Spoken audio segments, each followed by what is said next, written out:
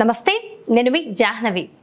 ఒకప్పుడు మనిషి ఆయుష్ ఎంత అంటే 100 ఏళ్ళు అనేవారు. ఇప్పుడు 60 ఏళ్ళు 70 ఏళ్ళు అది కూడా బ్రతకడం కష్టమే అన్నట్టుగా అయిపోయింది. కానీ 60-70 ఏళ్ళు కాదు, మనిషి వయసు 120 ఏళ్ళు. ఇది 120 ఏళ్ళు ఆరోగ్యంగా బ్రతకొచ్చు అని ఎక్కడో లండన్లో వేరే ఇతర కంట్రీల్లో మనం చూసి వాళ్ళు అన్ని ఇయర్స్ బ్రతికారు, ఇన్ని ఇయర్స్ బ్రతికారు అని చెప్పుకుంటున్నాం కదా. కాదు, మన ఇండియాలో, మన భారతదేశంలో ప్రస్తుతం మన దగ్గర ఉన్న వ్యక్తి వయస్సు 110 సంవత్సరాలు. మనందరికీ సుపరిచితులు సదానంద గిరి స్వామీజీ ప్రస్తుతం మనతో ఉన్నారు. మరి ఖచ్చితంగా ఆయన ఆరోగ్యంగా ఆనందంగా జీవిస్తున్నటువంటి ఆ ఆరోగ్య రహస్యాలు మనకు అందించడం కోసం ఈరోజు మన ముందు ఉన్నారు. సో మనం గురూజీ దగ్గరికి వచ్చేసాము. ఖచ్చితంగా మనందరి కోసం 100 ఏళ్ళ రహస్యాల్ని గురుగారు మాటలు అడిగి తెలుసుకుందాం. నమస్తే గురూజీ. గురుగారు, ఇవాళ రేపు ఇంకొక ఆరోగ్య రహస్యం కూడా మన వ్యూస్కి చెప్పేస్తే డీటెయిల్డ్గా ఆధ్యాత్మికంగా కూడా మాట్లాడదాం. ఏంటంటే ఐ సమస్యలు, కళ్ళకు సంబంధించిన సమస్యలు, ముఖ్యంగా చిన్న చిన్న పిల్లలు కూడా ఇందాక మీరు మాట్లాడబోయారు, భూతద్దాలు లాంటి కళ్ళద్దాలు పెట్టుకుని వెళ్తుంటే చూసి బాధేస్తుంది. ఈ కళ్ళకు సంబంధించిన సమస్యలు తప్పు తల్లి. ఆ పిల్లల అల్లరిని భరించలేక వాళ్ళ చేతికి సెల్ ఫోన్ ఇచ్చేస్తున్నారు. చిన్న చిన్న వాళ్ళు, అంటే వాళ్ళని నేను తక్కువ చేసి చెప్పటం లేదు, అత్యంత తక్కువ ఆదాయం ఉన్న వర్గాల వాళ్ళు కూడా వాళ్ళ పిల్లల చేతిలో ఇప్పుడు మీరు చూడండి ఎక్కడైనా కానీ ఫోన్లు. అవి ఎంతసేపు వాళ్ళు ఇట్లా కళ్ళు ఆర్పకుండా చూస్తే ఏమవుతుంది, దాంట్లో నుంచి రేడియేషన్ వస్తూ ఉంటుంది. సెల్ ఫోన్ అసలు ఇక్కడ పెట్టుకొని తిరగడమే ప్రమాదం అని చెప్తూ ఉంటారు. ఎక్కువసేపు సెల్ ఫోన్లో మాట్లాడితే బ్రెయిన్లో ఉన్న న్యూరాన్స్కు దెబ్బ అని చెప్పేసి సైంటిస్టులు అంటూ ఉంటారు. మరి అట్లాంటిది అంత లేత వయసు పిల్లలకు ఆ మెదడు ఇంకా ఫుల్గా డెవలప్ కానిది. మెదడు తయారైపోయి ఉంటుంది, but it should have to be grown in to the neurons system. న్యూరాన్స్గా అది మారబోతున్న సమయంలో వాడి దగ్గరికి అంత దగ్గరగా ఉండే రేడియేటివ్ యాక్టివిటీ ఉండే సెల్ ఫోన్ ఇస్తే ఏమవుతుంది? మరి ఒక సెల్ ఫోనే కారణం అంటారా? 90%. ఇప్పుడు ఇంతకుముందు ఎవడు వేసుకుంటున్నాడు కంటద్దాలు? నాకు తెల్లారుజామున రీడింగ్ చేసేదానికే రీడింగ్ కంటద్దాలు ఉన్నాయి. Still I can able to see nicely. 110 సంవత్సరాల వయసు. మరి అది మాకెందుకు? మేము ఒక సిస్టంగా ఉన్నాం. ఇది ఇట్ట పట్టుకొని ఎప్పుడు మేము చూడలే, మాకు లేవై. ఎన్నాళ్ళైంది ఇది రాబట్టి? ఒక 20 ఏళ్ళు 25 ఏళ్ళు మ్యాక్సిమం. 25 ఏళ్ల కింద పెద్ద పెద్ద లక్షాధిపతుల కింద కోటీశ్వర్ల దగ్గర ఈ ఎమ్మెల్యేలు ఎంపీల దగ్గర అవి ఉండేటి స్టేటస్ సింబల్ అది. ఇప్పుడు రిక్షావాడి దగ్గర చూడండి, భిక్షగాడి దగ్గర కూడా, అంటే నేను ఐఎమ్ నాట్ క్రిటిసైజింగ్, ఉంటా ఉండే. సో రేడియేషన్ ఎంత పెరిగిపోతూ ఉంది. భూతాపం పెరిగేదానికి కూడా ఈ రేడియేషనే కారణం. ఇప్పుడు ఒక్కొక్కరి దగ్గర 2 ఫోన్లు 3 ఫోన్లు. సో కంటి జబ్బులు వచ్చేదానికి, ఈ కాలంలో పిల్లలకు కంటి జబ్బులు వచ్చేదానికి ప్రధాన కారణం అది. దానికి సొల్యూషన్స్ అంటే ఏం చెప్తారు గురూజీ? ఒకటి, తల్లి చనుబాలు. రెగ్యులర్గా కొన్ని డ్రాప్స్ కంట్లో వేస్తూ ఉంటే తల్లి చనుబాలు. చంటి పిల్లలైతే ఓకే, తల్లికి పాలు రాకపోతే వేరే తల్లిని అడిగి తీసుకోవాలి. అమ్మ బిడ్డకి ఇట్లుంది, కళ్ళకు ఇది కావాలంటే, కళ్ళ కలక ఉన్నా, కళ్ళు ఎర్రబారటం ఉన్నా, ఈ కళ్ళ జబ్బులు తగ్గాలన్నా అవి చేయవచ్చు. రెండవది ఐ ఎక్సర్సైజెస్ అని ఉంటుంది. మీరు ఈ ఐబ్రోస్ ఉంది, ఐబ్రోస్ని బాగా టచ్ చేస్తూ చూస్తే మీకు ఒక చోట ఒక గుంత టచ్ అవుతుంది. కరెక్ట్గా సెంటర్ పాయింట్ ఒక చోట ఒక గుంత టచ్ అవుతుంది. ఆ గుంతను రబ్ చేయటం రౌండ్గా, clock wise anti clock wise.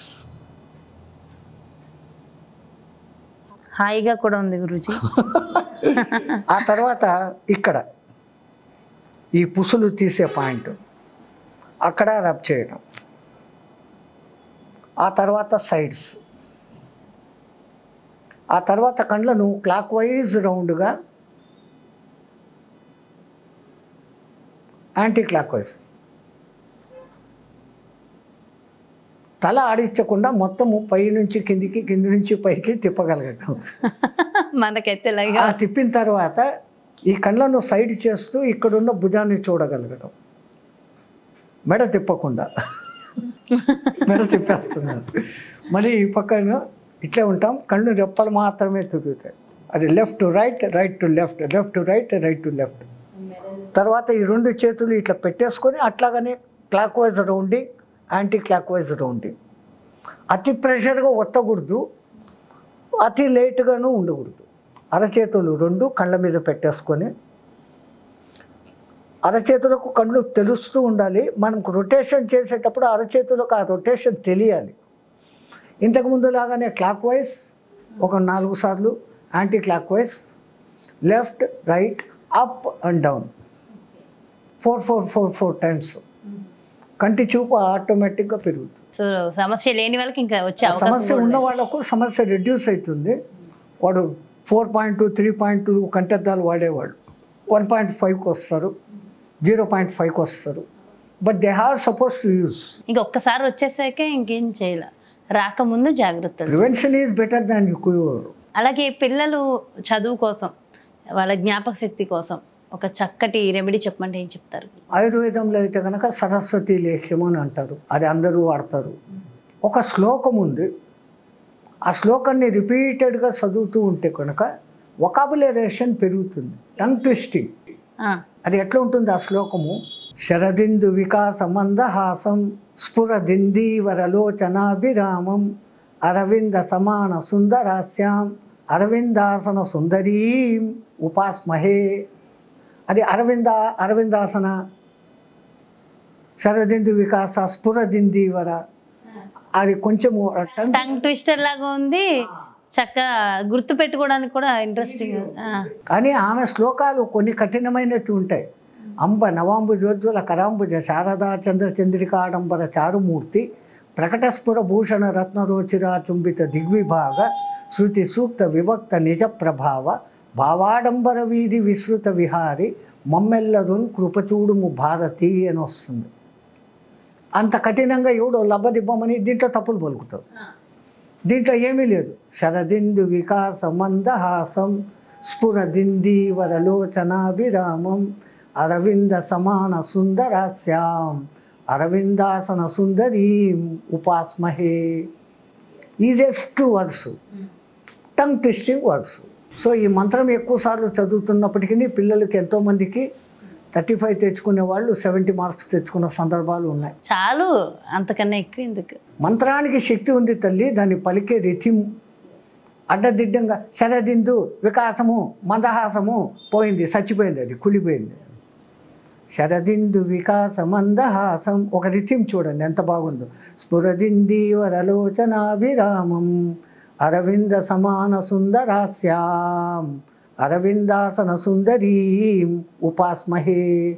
ఈ శ్యామ్ అన్నప్పుడు దాంట్లో ఔం నిబిడీకృతమైంది, సుందరీం అన్నప్పుడు హ్రీంకారము దాంట్లో నిక్షిప్తమైంది. ఆ 2 రహస్య బీజాక్షరాలను ఇట్లా దీర్ఘంగా పెట్టబట్టి ఆ మంత్రానికి అంత శక్తి. Wonderful. Thank you so much Guruji, ఆరోగ్య రహస్యాలు అందించినందుకు. నమస్తే. మంగళమాతి.